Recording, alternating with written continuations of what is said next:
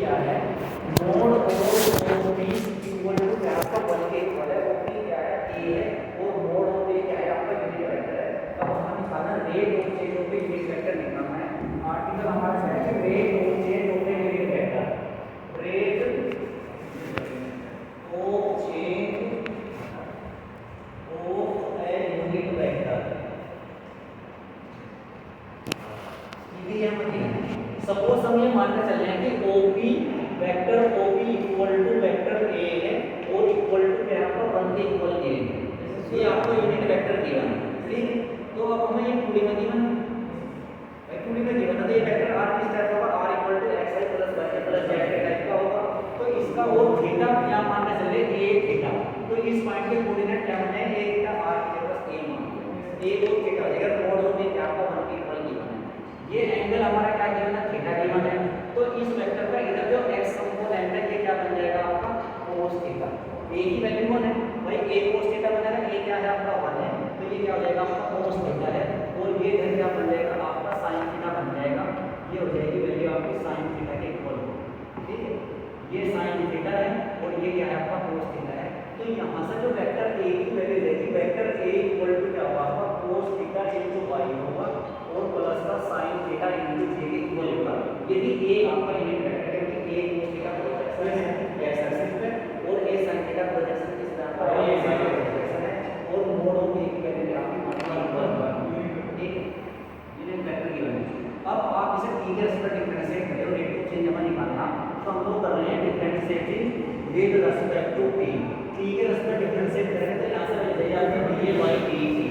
बस आप ये मत कीजिएगा कि जब A पूछते हैं ना लेफ्ट हैंड साइड जीरो है, ये कोई वेक्टर गिवन है। जैसे हम वहां z डैश किया था कि z को थीटा का वेरिएबल मान लिया था, ठीक है। तो A क्या है जो कांस्टेंट वेक्टर वो d की टर्म्स में आपका एक्सप्रेस हुआ है, थीटा की टर्म्स में एक्सप्रेस हो रहा है। तो dA/dt equal to cos theta का क्या हो जाएगा आपका माइनस sin थीटा और थीटा का क्या होगा d थीटा/dt होगा। d थीटा/dt दोनों टर्म माइनस हम ले लेंगे तो ठीक, क्या करेंगे cos theta i cos theta as रहेगा और i का 0 बन जाएगा। इसको लिखने की जरूरत नहीं है, इनटू i हो जाएगा और sin थीटा का क्या हो जाएगा आपका cos थीटा इनटू j हो जाएगा और यहां पर कॉमन क्या आ जाएगा d थीटा/dt। अब उसके बाद में इसे फिर sin और cos में चेंज कर लीजिए। यहां से पहले लेके आपको dA/dt इक्वल टू इसको लिख लेंगे cos y/2 plus theta equal to minus sin theta है और इसको लिख लेंगे sin y/2 प्लस थीटा मान लेंगे और इनटू j लिख लेंगे और इसको लिख लेंगे d थीटा/dt। अब ये भी cos y/2 प्लस थीटा है और sin y/2 प्लस थीटा है और i और j क्या है, ये भी कोई एक वेक्टर होगा।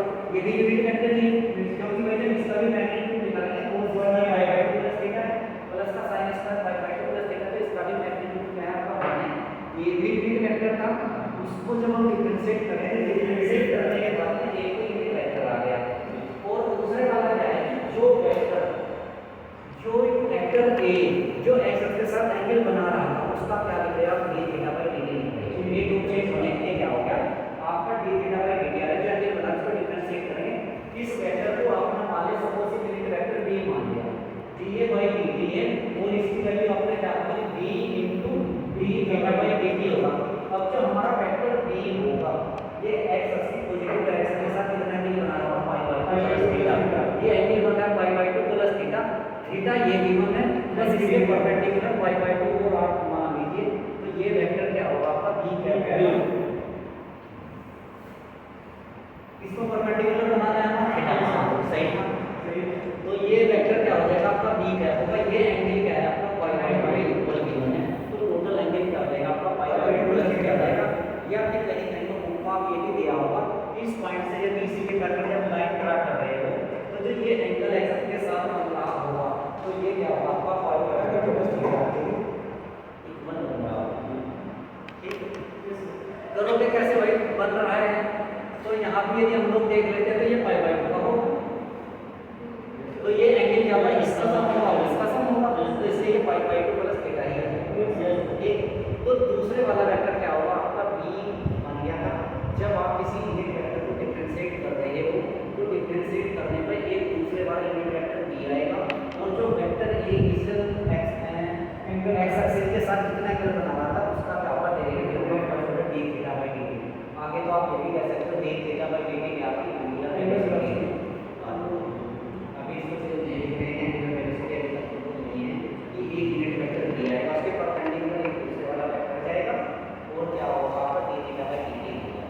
अब आगे हम लोग ये मान के चलेंगे कि यदि कोई पार्टिकल किसी कर्व के एरो मूव कर रहा है, अगर ये हमारा जो पार्टिकल हो जाएगा, अब हम ये मान के चल रहे हैं कि सपोज कैपिटल स्मॉल डी, भाई एक तो हम लोग डी वेरिएबल मान के चलते हैं, एक ये मान के चले डी कैप और एन, डी कैप में डी में लिख सकते हैं बोल्ड डी बना लीजिएगा, बोल्ड डी मान के चल रहे हैं और एन मान के चले, ये क्या है यूनिट वेक्टर है, इनका direction of tangent at any point and perpendicular to the tangent at T के अलोंग यूनिट वेक्टर क्या है, किसी भी पॉइंट पे ये कोई और आपको दिया गया है, ये कोई नंबर गिवन है, ये कोई भी पार्टिकल आपका मूव कर रहा होगा इस पॉइंट पर, इस पॉइंट पे यदि आप टेंजेंट ड्रा करें तो इस टाइप से, तो ये क्या होगी, इस पॉइंट पर टेंजेंट होगी टी, इस पॉइंट पर ये क्या बनेगी, आपकी टेंजेंट बन जाएगी टी के अलोंग जो यूनिट वेक्टर है वो है आपका टी है या टी है नहीं लिखना, तो इसको बस बोल्ड टी मान लीजिए, ठीक है, थोड़ा सा अंतर कर देंगे, इसलिए यहाँ टी है वैल्यू टी बाई टी लिखेंगे और एन क्या होगा, टी क्या है यूनिट वेक्टर है along the tangent to the curve at any point T पे, और स्मॉल एन क्या है यूनिट वेक्टर है along the normal to the tangent at any point T पे। अब आपको इन्हें डिफरेंशिएट करना, टेंजेंट एक्स अक्ष के साथ कितना एंगल बनाती है, किसी भी पॉइंट पे वो एंगल क्या होगा, आपका साइन होगा, तो अब यहाँ से आप ये वैल्यू लिख रहे होगा D T cap by D T, D T cap by D T, T के परपेंडिकुलर वेक्टर क्या है एन, यहाँ की ए के परपेंडिकुलर वेक्टर क्या आएगा, बस डी आएगा, B into D theta by D T हमें लिखना है, तो यहाँ से जो इसकी वैल्यू देगी D T cap by D T किसके इक्वल होगा, इस टी के परपेंडिकुलर वेक्टर क्या होगा, आपका एन होगा और इनटू क्या होगा, आपका D sine by D T equal होगा, ठीक है। इसके बाद यदि हम लोग एक और दो डिफरेंशिएट कर देते हैं, एन को डिफरेंशिएट कर रहे हैं, करिए इसको भी एक और भी कर सकते हैं, and D N by D T किसके इक्वल होगा, जब हम एन को डिफरेंशिएट कर रहे हैं तो एन के परपेंडिकुलर वेक्टर क्या है, हमारा टी है, पर डिफरेंशिएट करें और यहाँ पर भी हमारे क्या आपका एंटी क्लॉकवाइज हम लोग टर्न कर रहे हैं, और इस तरह से जो टर्न करें क्लॉकवाइज, इधर एंटी क्लॉकवाइज टर्न कर रहे हैं, तो इसके परपेंडिकुलर वेक्टर क्या होगा, आपका इधर आएगा, ठीक है। तो यहाँ से D N by D T क्या होगा, सिर्फ यहाँ से वेक्टर हमारा टी वैल्यू होगा और into D sine by D T होगा और सिर्फ कितना ये रहेगा माइनस का बन जाएगा, तो डायरेक्शन क्या हो जाएगी, उसके अपोजिट हो जाएगा, एन के परपेंडिकुलर क्या होगा, टी के अपोजिट डायरेक्शन में, तो उसकी जगह क्या लिखना पड़ेगा माइनस टी लिख दिया, इनटू जो एंगल बन रहा हो इसके इक्वल आपका D sine by D T के इक्वल है, ठीक है। अब इसके बाद फिर आप डिफाइन करें इसको लिखो थोड़ा होगा, टी क्या है, इधर बताएंगे इधर टी क्या है, क्या है यूनिट वेक्टर है along the tangent to the normal at any point T है, और स्मॉल एन क्या है यूनिट वेक्टर है along the normal to the tangent, अच्छा ये था हमारा rate of change of the unit vector, यहाँ पर क्या है आपका T cap unit vector along the tangent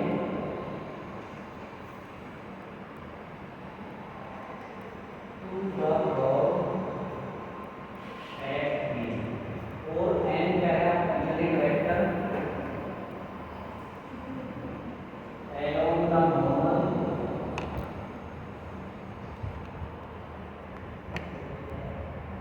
to the curve at B, ठीक। अब सुनिए, एंगुलर वेलोसिटी आप डिफाइन कर रहे थे और एंगुलर एक्सेलरेशन आप डिफाइन कर रहे थे, ठीक।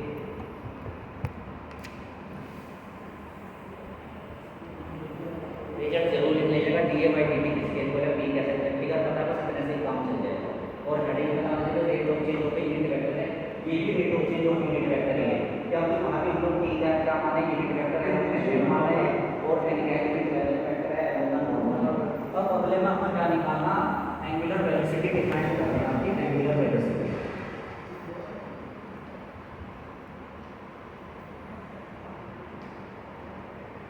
इसे हम लोग डिफाइन इस टाइप से कर रहे थे, एंगुलर वेलोसिटी हम लोग डिफाइन कर रहे हैं ओ एक्स, कोई भी पार्टिकल है आपका रोटेट कर रहा है अबाउट ए पॉइंट ओ के, ठीक है, ओ के रिस्पेक्ट आपका रोटेट कर रहा है, ठीक है। शुरू यदि हम लोग सपोज यहाँ से करें ओ एक्स से पार्टिकल स्टार्ट कर रहा है, या कोई भाई कोई भी पार्टिकल है आपका मूव कर रहा होगा और क्या लोग को पता है टी टाइम पर पार्टिकल की पोजीशन अपना मान ली टी है, तो ये तो टी टाइम पर पार्टिकल की पोजीशन ये एंगल आपका थीटा है। क्यू टाइम पर पार्टिकल की पोजीशन क्या होगी, तो ये एंगल क्या होगा आपका थीटा प्लस डेल्टा थीटा बन जाएगा। थीटा प्लस डेल्टा थीटा है, थीटा प्लस डेल्टा थीटा, और यहाँ पर टाइम क्या होगा टी प्लस डेल्टा टी होगा। इसकी टी को सपोज हमें मानना है कि ये पार्टिकल है क्या कर रहा है, रोटेट कर रहा है। अब आपने फिक्स माइंड है तो रोटेट यदि करा तो वहाँ पर रोटेशन डिफाइन होगा। रोटेट यदि करा तो रोटेशन हम लोग डिफाइन करेंगे। रोटेशन में क्या होता था, डिस्टेंस हमेशा सारी कांस्टेंट थी पार्टिकल, ठीक रिलेट बोल रहे हैं सर अगर बनता था आप स्टेप मूव करें। ठीक, यदि कोई भी पार्टिकल आपका मूव कर रहा होगा along A curve, T time पर कोई भी पार्टिकल मूव कर रहा है along A curve and P R theta कहते हैं, ये पूरा कहते हैं आर थीटा मतलब इक्वल टू आर होगा, थीटा का मतलब वेक्टर एंगल। ठीक है, पी और क्यू क्या है पार्टिकल की पोजीशन है at any time T and T plus delta T. तो यहाँ पर जो हमें क्या निकालना, एंगल निकालना है, एंगल निकालना है जो टर्न होगा by the particle in time delta T. T का ये टी प्लस डेल्टा तो डेल्टा टी डेल्टा टी कितना टर्न होगा, इसका डिफरेंस आ जाएगा थीटा प्लस तो क्या हो जाएगा आपका एंगुलर वेलोसिटी को हम लोग डिफाइन क्या करेंगे, limit delta T tends to 0 तो क्या जाएगा angle turn in time delta T ये जाएगा आपका डेल्टा टी के डेल्टा टी आपका 0 को टेंड कर रहा है, तो इसे भी हम लोग क्या लिख देते हैं d थीटा बाई dt लिख देते हैं, और ये क्या हो जाएगा आपका एंगुलर वेलोसिटी होने का हो जाएगा। और एक बात और होती है यहाँ पर जब हम लोग एंगुलर वेलोसिटी को d थीटा बाई dt कह रहे हैं, d थीटा बाई dt है तो वो क्या था उसके परपेंडिकुलर था। यहाँ पे जो आप कर रहे थे dt बाई dt क्या है, dt बाई dt यहाँ पर परपेंडिकुलर वेक्टर बना है, तो d थीटा बाई dt जो वेक्टर होगा ये यहाँ पर परपेंडिकुलर होगा टू द प्लेन। कौन सा प्लेन है, पी ओ एक्स यानी मतलब आउटवर्ड होगा परपेंडिकुलर। ठीक है, वो कंडीशन है कि यदि हम क्लॉकवाइज करेंगे तो इनवर्ड जाएगा, और यदि हम एंटी क्लॉकवाइज होंगे तो बाहर की ओर डायरेक्शन उसकी होगी। क्यों भाई, क्लॉकवाइज तो अंदर की ओर डायरेक्शन कर देंगे, जैसे इधर को ठोस प्रोडक्ट डिपेंड करते हैं। ठीक, और यदि हम इस साइड से मूव कर रहे हैं, इस साइड से डायरेक्शन हम लोग बाहर कर रहे हैं। ठीक है, तो डायरेक्शन यहाँ पे जो d थीटा बाई dt की होगी, d theta by dt is क्या होगा आउटवर्ड होगा टू द प्लेन हो, या आउटवर्ड होगा टू द प्लेन। प्लेन क्या होगा आपका p o x के परपेंडिकुलर होगा। ठीक है, d थीटा बाई dt। अब d थीटा बाई dt में आप लोगों को पता है थीटा का एंगल हम लोग ज्यादा डिग्री में मेजर करेगा, तो रेडियन पर सेकंड है। एंगुलर वेलोसिटी निकालना है तो d square theta by dt square आता है। एंगुलर वेलोसिटी एंगुलर एक्सप्रेशन क्या हो जाएगा आपका d theta by dt square. इसके बाद एक जिसकी एक मामला आप लोग पढ़ते थे relation between radial velocity and angular velocity. ये रिलेशन आप पढ़ते थे v equal to r omega, v equal to r omega, सब कुछ यहाँ पे है, शायद वहाँ पे होगा v equal to r into omega थोड़ा सा ये साइड टाइम है ये जैसे कि radial velocity transfer velocity radial acceleration transfer acceleration tangential velocity tangential acceleration है, और फिर क्या है आपका नॉर्मल वेलोसिटी और नॉर्मल एक्सीलरेशन। इतना सा है तो पूरा चैप्टर ठीक है। अब तक लीनियर मोशन पढ़ रहे थे, अब जहाँ से ये हमारा शुरू हो रहा है ये है आपका काइनेमेटिक्स इनटू डायनेमिक्स पूरी अपनी प्लेन कंसीडर कर रहे हैं। ठीक है, तो ds by dt dy by dt है, तो ये आपका पूरी कंसीडर हो। अब देखिए क्या करना है, v equal to r omega upon drive. तो यहाँ हम लोग इस टाइप का मान लेते हैं